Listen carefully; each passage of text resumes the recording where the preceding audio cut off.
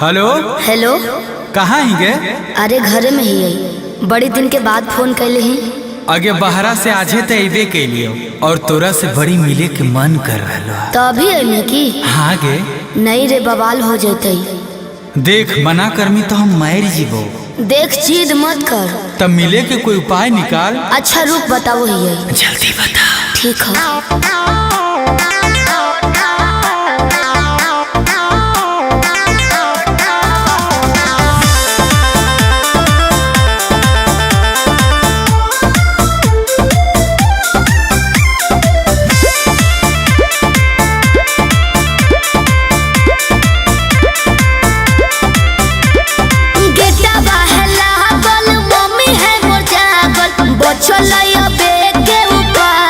चढ़े पर तो कोठा बाबे।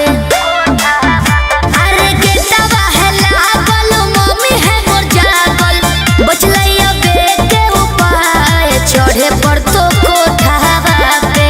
रात भर करी है तो प्यार चुमा देबो ओठा बाबे। रात भर करी है तो प्यार चुमा देबो ओठा बाबे।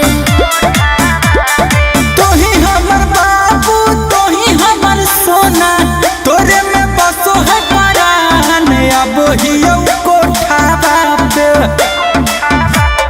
तोही हमर बाबू तोही हमर सोना, तोरे में बसो है परान अब हियो कोठा बाबे। तोरा खातिर चाहे जते जान चुमा लेबो ओठा बाबे। तोरा खातिर चाहे जते जान चुमा लेबो ओठा बाबे।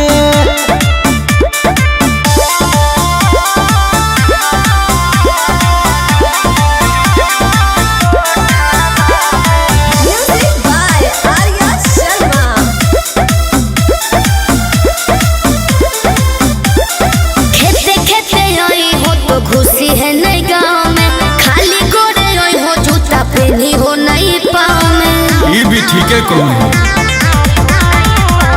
रखी है